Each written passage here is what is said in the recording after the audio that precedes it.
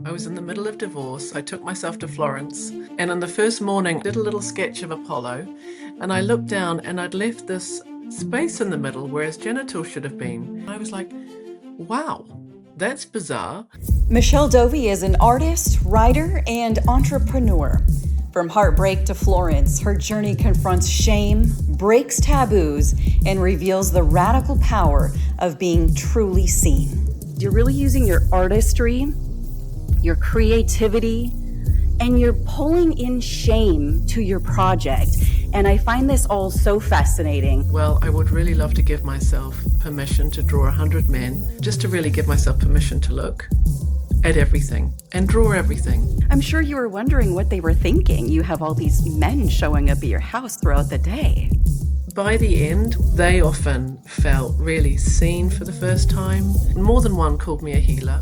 It was like one of those Freudian slips. What made you realize that this was different from everything else you'd ever tried? Maybe because of how terrified everybody was. I mean, it's that feeling of like, oh my gosh, I have no idea what's going to happen. If we can be brave enough to do what we really want to do and share about it, who knows what would happen?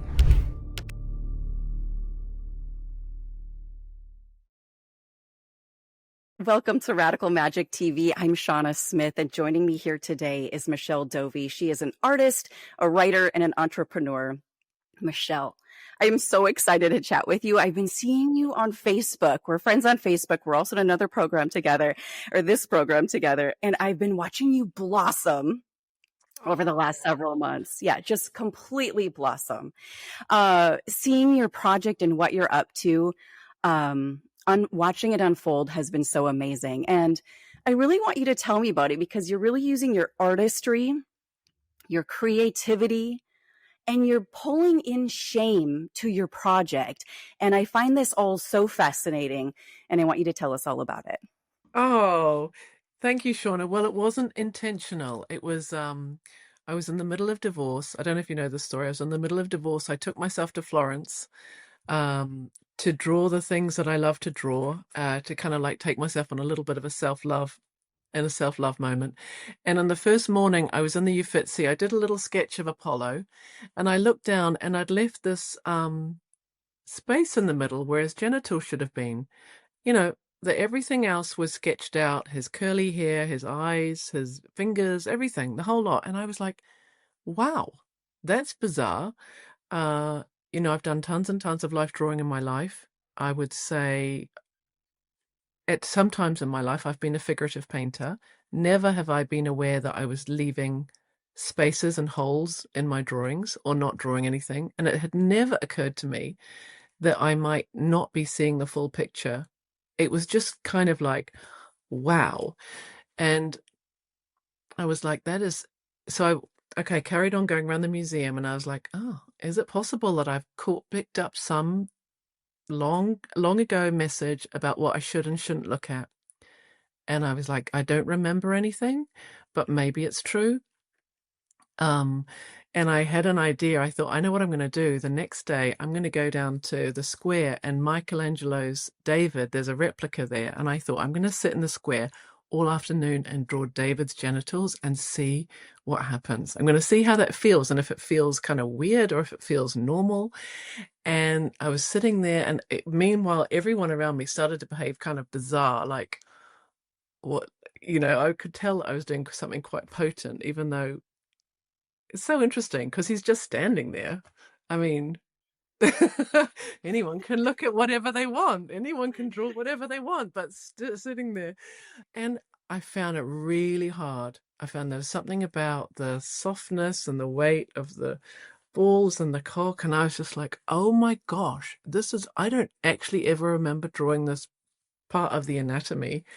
And I really remember learning how to draw hands and feet and knees and shoulders and everything else. And I'm a good drawer. So I was like, huh, interesting. And then just in that week, I had a quiet idea that I thought, well, I would really love to give myself permission to draw 100 men. Maybe it's going to be a private project. Maybe it'll take 10 years. And just to really give myself permission to look at everything and draw everything, Mm-hmm. kind of like put the fill in the gaps. It was kind of an anomaly, and I sat on it for about a year, and then suddenly, about a year ago, and I thought, right, okay, I'm going to do this now. I'm going to try and do this in a year, and I decided to go. I thought, how am I going to find anyone to draw? And I thought, well, I'll have to go public. I'll write it up as an art project. I'll say I'm doing this as an art project. I'll ask everyone I know. I'll see what happens. And so I started like last year. I asked everyone. I three guys said yes, and I just asked normal people. I didn't want to use models, and so it began. And until that moment, I hadn't really learned about shame. I didn't identify as someone who had shame. I didn't understand that that's that kind of like invisible yucky feeling like you've done something wrong. But Mhm. as I started, I got to know it. I What a mean, way to get to know it. Yeah. what yeah, like one moment was, so I decided to hire a studio in London, and where I stayed, and I also did all my drawings there. And part of where they had a reception, and I had to give the names of all the guys who were coming in and out to the receptionist to for security. So I had to say Peter Green is coming at 10. Andrew Robinson is coming at 1. Philip Brown is coming at 4 every day, like day after day. And I used to get such a hot flush going down there and doing this. And I just thought, wow, this is shame. This is what I'm dealing with. This is how I've ended up with this hole in my drawing because of avoiding those moments. So it was just fascinating. Yeah. I'm sure you were wondering what they were thinking. You have all these men showing up at your house throughout the day. I know, right? Day after day, I was thinking, what do they think I was thinking, they were kind of smiling at me, and I was thinking, oh my goodness, what do they think? And then at one point I thought, well, they knew I was doing a drawing project because they were storing my drawing board. And then I was thinking, oh, maybe they think I'm just doing a portrait or something. And then I thought, well, actually, it would only take one search on Google for them to know what I was doing. And then I had another whole flush of shame. So it was like, I was like, okay, I got to know this shame beast really from being in the room with it and just Wow. being in the room with the shame. That's how I got to know about shame, by doing Wow. the thing that I was avoiding. Yeah. And I find it interesting that you went to people that you knew to do this first. Did you end up knowing everybody that you drew? No, no, no. Only I knew the first three, and then they told their men's groups and their Mm. groups that they were in, and then slowly, and then I suddenly had another nine, and then they would tell their people. So even though there was connections through, I didn't know any of them in the end. I mean, I didn't know the rest of them. I only knew the first three, so I got to know them. And what was that conversation like? How did that work when they came to your house? And how did they feel about all of this? And how did it impact them? Yeah, well, those were the really fascinating conversations. And in the beginning, I didn't understand. In the beginning, we would talk about that and sometimes spend about an hour really talking about it and like reassuring them and getting to a point where it felt okay. They often were dealing with having on their own journeys around shame and or something to do with their body image. So they had a kind of desire to do something that was probably going to help or be maybe a bit of a learning thing or a kind of curiosity thing.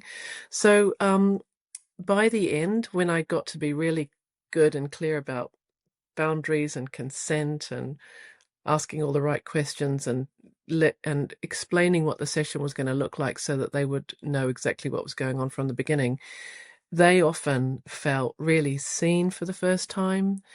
It had a kind of unshaming effect on them, and some of them became quite like, oh my gosh, some of more than one called me a healer, Mm. and felt that they had really been healed. And it was even thinking, gosh, it would be useful for me to get in touch with them all now, 6 months later, and actually just say, how's your journey been since then? Like, can you, what else happened? Because it did turn out to be a pretty big deal. A lot of them have said they had never sat for a woman that they weren't sleeping with. They'd never been in that situation and they'd never really felt seen before. So it was pretty radical, for all of us. And there was, I guess, in the shared vulnerability of me asking for what I wanted and them showing up and being willing to be seen, there was some really incredible conversations and trust, I guess, trust and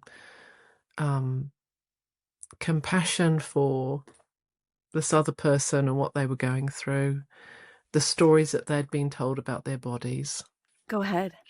Well, just the assumptions that they'd made, it's a big deal for men, that part of their bodies, beliefs, early beliefs, trauma in the changing rooms, trauma at boarding school, sports changing rooms. I got to witness an awful lot of stories and hear that it's, a troubling, challenging part of their bodies, and mostly a real relief to be seen and to be not feeling so ashamed about that. Wow. Yeah. And you showed them it's a way to love and appreciate the human body and all of it. And it came from, one moment, sitting with that statue. Like this is just Yeah. so incredible. Yeah, actually, it gives me slight goosebumps because then when they could see themselves through, when they saw the drawing, sometimes it was very emotional and they could see themselves through my eyes and often see that they were really very beautiful, even magnificent, even like, sovereign beings, which was not how they had imagined them, pictured themselves. It's not how they perceived themselves. So it was kind of amazing to be able for them to be able to access seeing themselves through my eyes, through seeing the drawing. So yeah, Mm. that was all a surprise. There were many surprising outcomes that I was like, well, I wasn't expecting. Who knew? How that would unfold. I mean, talk about being in a vulnerable state and Yeah. then there's sharing on top of it. Yeah, that's Wow. true. And a lot of my friends were very worried and worried that I was going to be spending all this time with naked men and, whether I was going to be okay. There's a kind of whole history, isn't there? I mean, the truth is that I was the one with the clothes on, standing up in charge of the situation, and the men were the ones with no clothes on, sitting down, being directed by me. So I felt very safe, but it was a scenario that there was some concerns about me. So I could see that, but invulnerable for the men to be completely naked, letting yeah, you draw them, and then yeah, they're sharing their stories about their bodies. Like, it's not very often that men open up about any of that stuff and are no, willing to be naked for a no, drawing. and vulnerable position because I asked if I could draw them from the front with their legs apart. So it was like I was like, this is a very, very vulnerable thing. And the point is when we can ask someone if they were willing to do that, and it's like, well, would you be willing to do that? And there was usually a real moment in the drawing session, and they were like, one guy said he went to the loo and he said if he could have got out of the window, he would have, because it was like he would. But I was like, we were like 7 floors up. But there was a real moment of courage, such courage that they had to kind of cross over that moment where they would had to take their clothes off. Well, they didn't have to take their clothes off. They chose to take their clothes off, and they felt so incredible afterwards that they sort of knew they were going to feel great, Hmm. but it was still a real moment of courage for a lot of them. Yeah. And I would have to imagine, Michelle, that you can ask anybody anything after this. Well, yeah, because I got to practice a lot. That whole asking, I mean, that was a bit of a big deal for me, quite seriously. Especially, it was like, oh, when I really knew that I wanted to ask for a pose that was kind of a little bit provocative, and I was like, oh, well, this is what I'd really love. Would you be willing? And it was just kind of magical. I had this one situation one day where one guy wanted to be drawn, but he didn't want to come on his own. So he asked if a friend of his could come. So they both came. And and then I was like, wow, I've got two guys here now. And I was like, wow, what I'd really love is if you could recreate this Venus and Cupid pose that of a painting that I love in the National Gallery. And I showed it to them, and they were like, I was like, would you be willing to do that? And they were like, yeah. And I was like, oh my gosh. You know, when you ask for what you want and then you get it, it feels so amazing. When you don't ask, it feels so crappy. So it was like that zone. That was the like learning edge zone the whole time. It's like, oh, I know actually what I'd really like, but do I dare to ask for that? And knowing that my pleasure and satisfaction would come from asking, and you know, my aliveness would follow. But it was like, oh my gosh, oh my goodness, there's the shame. Yeah, what a lesson that you learned through all of this, and a lesson for other people, you know? What's wrong about asking for what you want? You know, I feel like we're taught so young to not, you know? Yeah, I did a great interview with someone, with Laurie Handlers the other day, and she said it's conditioned that women don't know what they want. We're kind of conditioned to not know what we want because it's not personal, it's cultural, right? It's like, yeah, so it's like a real, like, journey to go on. What do I really want? Yeah, it is a deep question. It's a real simple question, but it is a hard question for a lot of people to answer, especially I feel like once you become a mother and, you know, it's like, what do I want? Well, I'd like a cup of hot coffee, not cold coffee, you know? I There mean, we it's that go. simple. Exactly. And like, I mean, it was a real gift being able to practice with these simple things, like what pose would I really like? And there wasn't any pressure of, we weren't talking about, you know, sexual satisfaction or anything like that. We were just talking about visually what would I like to look at. But I had the opportunity to practice with a naked man, and it was quite a potent scenario because Mhm. of, I guess, feeling the shame and dismantling the shame every time I did that, because just through asking and then through sharing it and talking about it and talking about it, and you know, hearing all the jokes and all the whatever, and all the conversations, it's like, well, it's, I think it's just, shame is like sort of layers, like all the other things, like Yeah. sadness and anger. It's just layers that we kind of like, you know, if you feel it and express it, the brilliant thing about it is if you are witnessed doing the thing, it sort of dissolves it. It's a really extraordinary alchemy. So that's the exciting thing, I think. Yeah, that's what you really discovered firsthand, and that's one of my mentors always says is shame goes to die in safe places. Yeah. Yeah. So it was like that. In fact, that gives me goosebumps. That's the thing. It just doesn't survive. So if we can be brave enough to do what we really want to do and share about it, that's basically going to dissolve the shame. Yeah. And speaking of sharing, you created an oracle deck with the drawings. So another way of even sharing this even more. Yeah, I did. I created the Naked Man Oracle out from the first 44 drawings, which was, I really kind of enjoyed putting myself under this shameless umbrella. And I had this idea and I was like, "Oh my gosh, that's outrageous. Are you really going to make an oracle deck out of these naked man drawings?"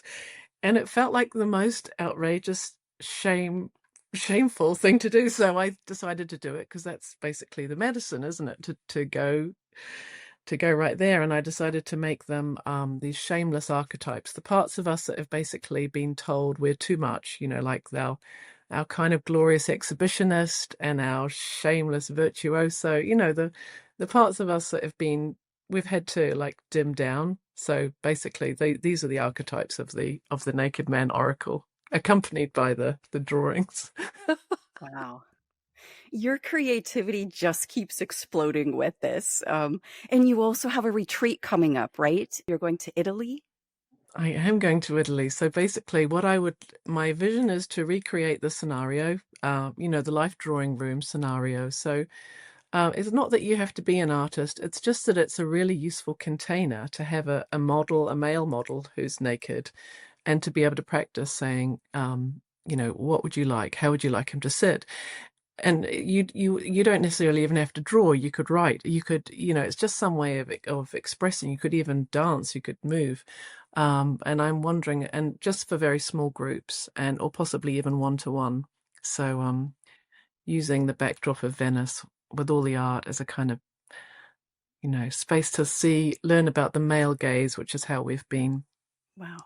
kind of, I'm yeah. I'm not an artist, but shame has been a huge part of my world, and so I could see how I would love to go and write or just be there and, take you in and learn from you because this has been so powerful. I'm just so blown away by what you have done and created, and, it's just really amazing, Michelle. Oh, Yeah. thank you so much, Shawna. I have a couple more questions. So we're going to start with the elephant in the room. What is the biggest lie your target audience has been told about this topic that you discovered is completely false? I think the elephant in the room is we're not allowed to do that thing that we really want. Something bad is going to happen to us if we do that thing. And the fear of what's going to happen to us if we do that thing. And I think, and the really big fear is, being outcast. When I really felt into it, it's like, I really fear being outcast. I fear the sky's going to fall, and I fear that I'm going to be sent off and sent out from the tribe if I do that thing that I really want to do. Wow, that's powerful. How long did you believe this lie yourself? Help me. I mean, I'm 53, so 50, 52 years. Hmm.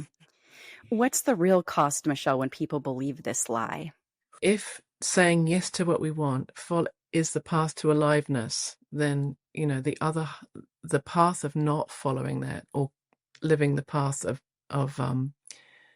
I better not do anything to make anyone else upset is really sorrow, disconnection from ourselves, resentment,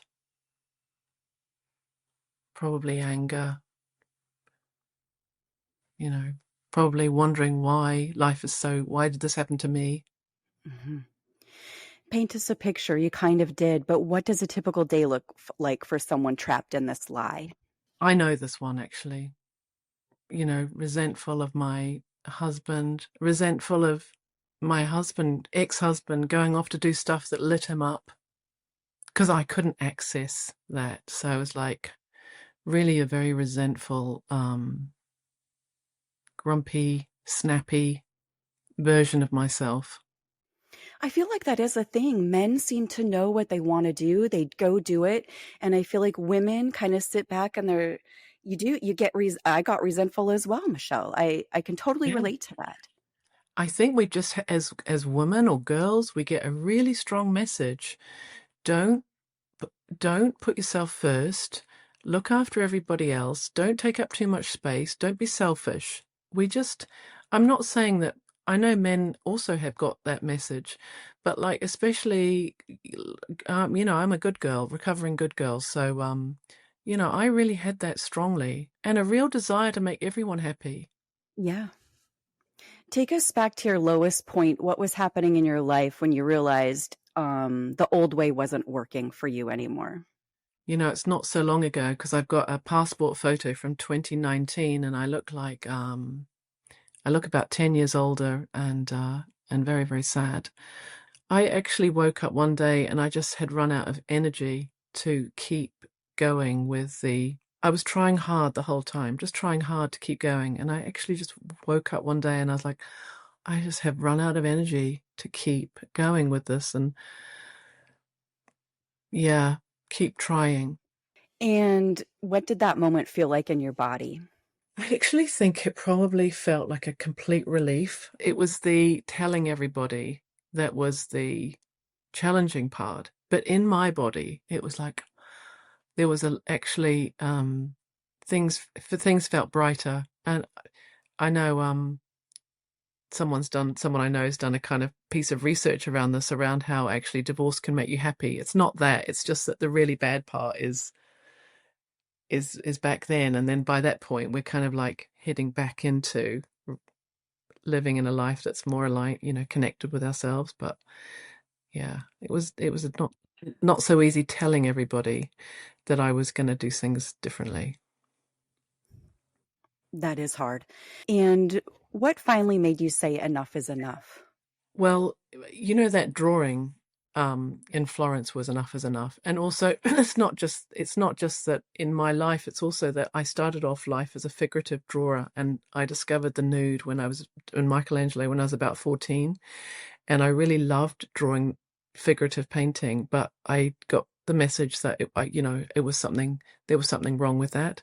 And then I kind of like had a kind of flowering again when I was about 30, and I started painting all these paintings of naked dancing women. And again, I put it down because when people would ask me, what are these women? What are they doing? I had no answers because it was kind of intuitive, but the shame was still there. So I put them down as well. And when I came back round, I was like, I am not putting this down again. I know that there's something I love here. I love figurative art. I love bodies, naked bodies, and I've had enough now. I'm going to go through with this. So that was I had kind of like, 40 years of putting things down at my back. Yeah. Would you say that that was the pivotal moment that everything shifted for you? Yeah. Yeah. It was kind of evidence, it was like an evidence on the page, not that I couldn't ignore. It wasn't like a conversation, that it was like that Hmm. happened. And how did you stumble upon this discovery? I think you kind of had said that, but um, that was Yeah, it was being out, out of the blue. It just came. It was like one of those Freudian slips. the best kind. Um, what made you realize that this was different from everything else you'd ever tried? Maybe because of how terrified everybody was. I mean, and how terrified I was. It's been a bit of a journey. Even talking to you today, I was like, I had these feelings in the morning. I was like, you know what? That's excitement and anxiousness together. It's that feeling of like, oh my gosh, I have no idea what's going to happen. And that, in fact, I like that place, but it is kind of something to hang out there, because it's terrifying and exciting, the most terrifying and the most exciting at the same time. It really is. My kids end up in this place a lot, and we're always talking about this. It is excitement and it's being scared at the same time. It's really a wild place. You're right. Um, how quickly did you start seeing the results, Michelle? Okay, so I drew from like midsummer 2024 to midsummer 2025. I felt the results, but it's only been like since then, in the last couple of months, like thinking, I guess I was really in it. Um, but like really feeling that I don't get bogged down by shame anymore. I don't get bogged down by. The other day I was like, oh, I want to go to Venice to move the needle on this retreat, and I was like, okay, let's book a ticket. I didn't hesitate. I went like 3 days later. I went for a few days. I went and saw the palazzo I want to rent, and it was easy. I think in the past I would have thought, oh no, I can't do that. Oh no, I shouldn't do that. Or some message like that. You've developed what you call Liberate. Walk us through the system if someone picked up your book tomorrow, and what would they learn? Okay, so the framework that I use to take people from shame to shameless is Liberate, and it's like follows those letters. So L is letting go of limits. So that's a little bit to do with giving yourself the space to go, okay, let's just put the limits and all the beliefs aside for a moment. I is ignite imagination. That's about really understanding that piece, our imagination, is kind of like our superpower to direct us past our judgment. breakthrough for three for expression. So it's not necessarily drawing that would, not the world is not necessarily full of drawers, but as I said, writing or moving or any sort of, creative expression allows you to have a piece of something that you can then share. So it's a bit like going through the motions. Embracing your emotions is one, feeling the feelings of it all. It's not like we're trying to batten anything down. It's in the feeling of it and in the sharing of it that our nervous system recalibrates, reclaiming our voice. The piece around being witnessed and speaking out loud dissolves the shame, aligning with our authenticity, allowing ourselves to really be ourselves, not what everyone else wants us to be, transforming through creation. And turning up the dial. This is really, being able to do more of it and empower through sharing. So that's it just, the more we can talk about what we're doing, it's wild how that dissolves the shame. When did you realize your personal transformation needed to become your mission to help others? Oh my gosh. Well, that's quite recently, actually. I did really identify as an artist, and I also had in my private life, I've been doing self-development work for decades. All my spiritual practices and embodiment practices and therapeutic practices, but they were always separate. And just through doing this project, it's like the two have come together. And I really believe that this container, the life drawing container, that kind of space of practicing consent, knowing what we're allowed to ask for, knowing that we're safe, knowing we can be witnessed, is a potential container for us to dissolve shame. So, Hmm. Who do you specifically feel called to serve? well, people really like me, like good girls, recovering, people who've been working, women and men who've been working hard, trying to do it all, holding it together, really trying hard. Looks like they've got it all together from the outside, but on the inside they can be feeling pretty empty and undervalued, undernourished. And is there anything that breaks your heart about what you see happening in your industry? I do see a lot of, I mean, I also did a lot of work. I did a huge amount of work, self-development work, but I think unless we're really dealing with the shame, it's just putting plasters on. It's the really terrifying bit at the bottom. It's difficult for people to even get hold of it if they haven't really thought about it, because it's the yucky, invisible thing that's keeping them from not speaking up.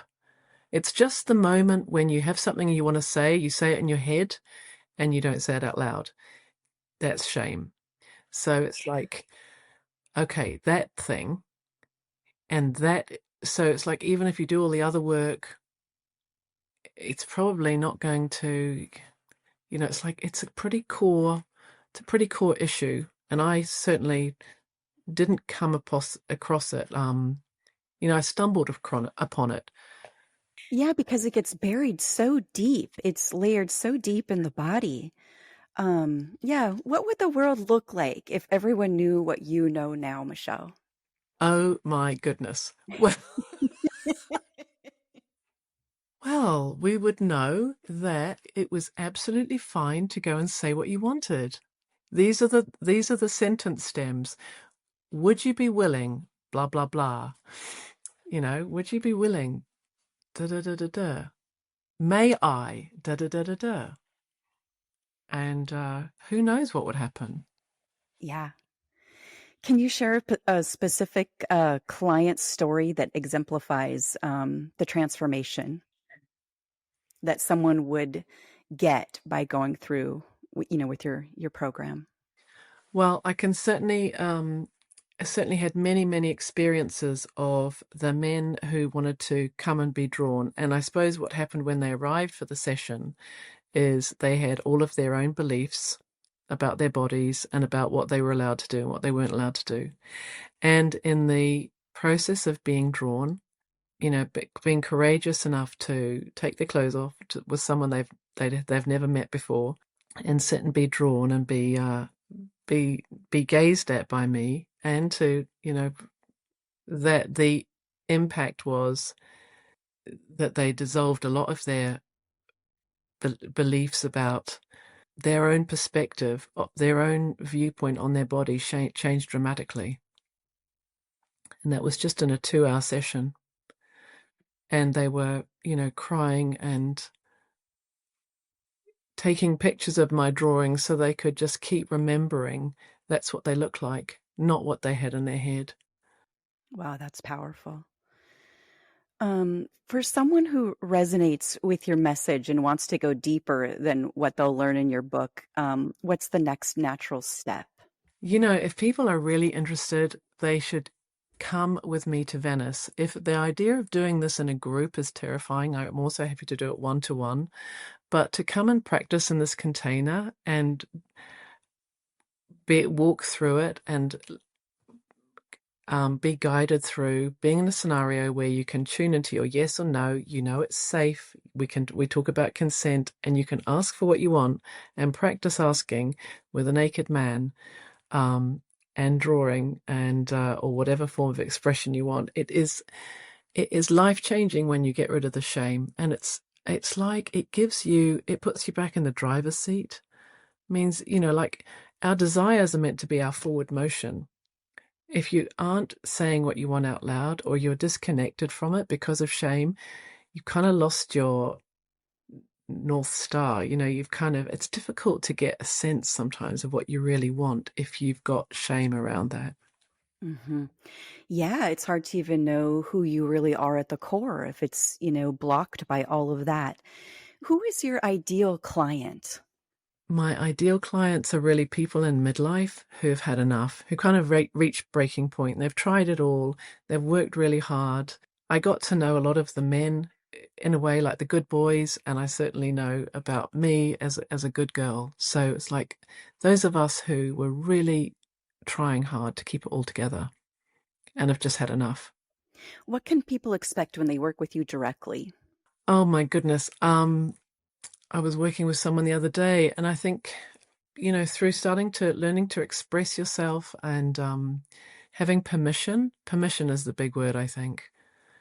If you've got permission and you've in a situation where the shame is being dissolved, and you've got and I look with a very non-judgmental gaze. So in that scenario, that's all we really need, I think, quite often, permission and the safe space to start getting curious about who you are. Yeah, a safe space is huge. What's changed in your life, your business since working with the Radical Company that you didn't expect? Oh my gosh. Choosing to share on social media about my journey, really, I kind of dissolved my visibility shame. I had that. I had a massive visibility shame. It was like, don't take up too much space. Don't be too loud. Don't be too much.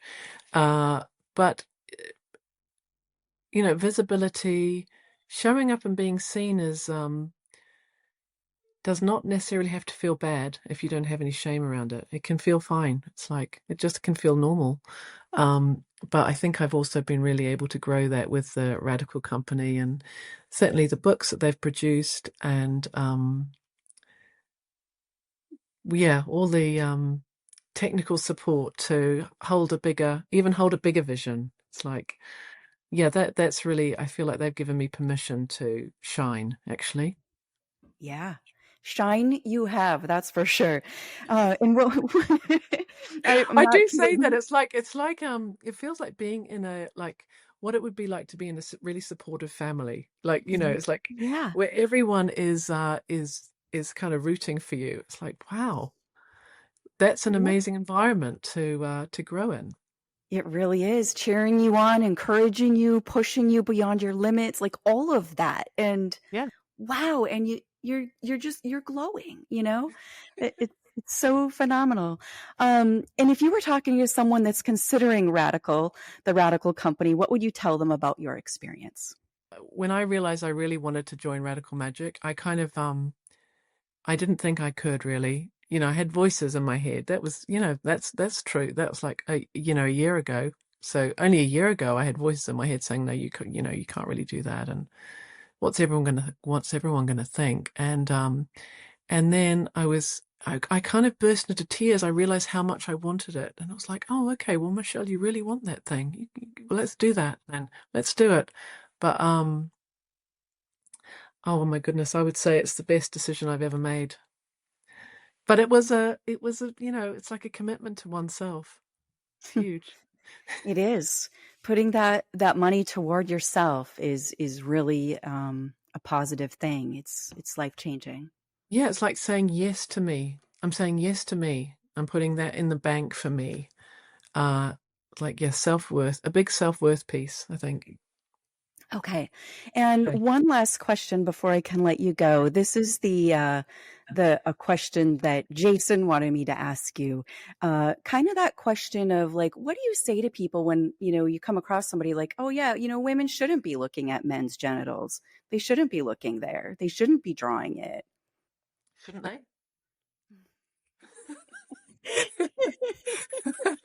I think women really should be looking at men's genitals, quite personally. Or maybe women shouldn't be asking for what they want. Shouldn't they? Well, the thing is, we know what that scenario looks like, don't we? We have that one. Yeah. We have that one, and we're not in a happy place. So maybe let's try the other one. Let's try women actually having an opportunity to ask for what they want, and then being able to go, oh, well, actually, no, that's not quite what I wanted, but I'm gonna like let's have another go with this other thing, and let's see what happens. Yeah. If one's not working, do the opposite, right? Yeah, like not asking for what you want is not working. We just got an epidemic of resentment and critical. I think that was my I could be very critical. And it's like critical and resentment is born of not asking for what you want. It's when we give our power away and we want someone else to give us what we want. We all think that that's kind of, there's a cultural understanding. It's like women want men to give them the flowers, take them on the holiday that they love. What we're saying is women are giving their power away to men and then getting really pissed off when they don't get what they want. Well, let's take our power back and start asking for what we want and see what happens. Story of my life.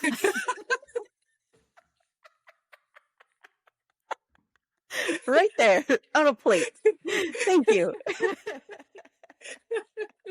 I know it. I've been there. I tried the other one. How can people get in touch with you? How can they find out about your retreat? Tell us all about that. So you can find me on Instagram. I'm Michelle Dovey Artist. You can also find me on my website, which is michelledovey.com, and all of my offerings are on there. The Oracle is on there, but the venice.michelledovey.com is the funnel for Venice.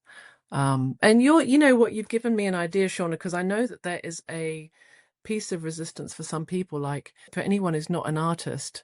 It's like how to participate? But it's like, yeah, to come and watch somebody else, just to be in the room, you can still be to be practicing. That it's the practicing asking, and it's the tuning into what you want. Those are the major pieces.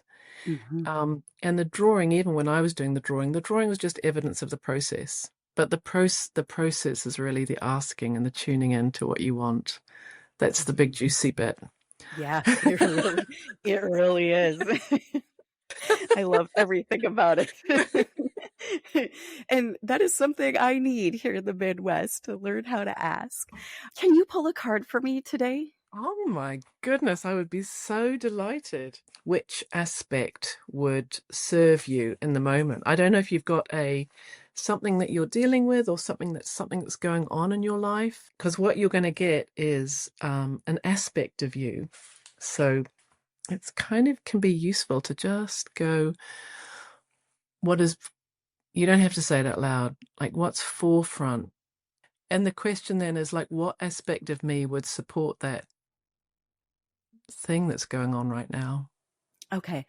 I do have something going on, and it involves a relationship with a family member that has been a struggle for most of my life. And I've decided I am coming through to the other side of this. I want to get to the other side where I can look more with compassion and love rather than me, me, me, me. How is this serving me? And I want to show up differently. That's what I've been Amazing. working on. I got goosebumps again then. Okay. All right. Okay. So which aspect of Shawna would support her in this bidder? Oh my goodness. Holy outlaw. Holy outlaw. I'm going to tell you about Holy Outlaw. I'm not sure if I can show you the card. Okay, but Holy Outlaw is the card for sovereignty, wildness, and integrity. And so I've written it in the voice of your bestie, who says, "You don't know anyone your obedience, only your truth. You're not here to fit in, you're here to be free." She reminds you that breaking the rules is holy when it brings you back into alignment with yourself. She walks the wild path, not because it's easy, but because it's yours. And there's some journal prompts which are, where have I been compromising my truth to keep the peace? What would it look like to trust myself over approval? What part of me is done following someone else's map? I have tears in my eyes. Oh, That was it sounded like it was right on the spot. I can send this to you, Shawna. that will be great. Thank you. Thank you for your vulnerability. That was huge. Well, and it's the relationship is with my mom. It's been a real rocky relationship my entire life. And so Holy Outlaw is perfect for me. That's really funny. Wow, that couldn't be more Holy fitting. outlaw. Thank you. Yeah. Michelle Dovey, Wow. this has been the best. Thank you so much for joining us here with Radical TV. Oh my gosh. What a joy. A total pleasure.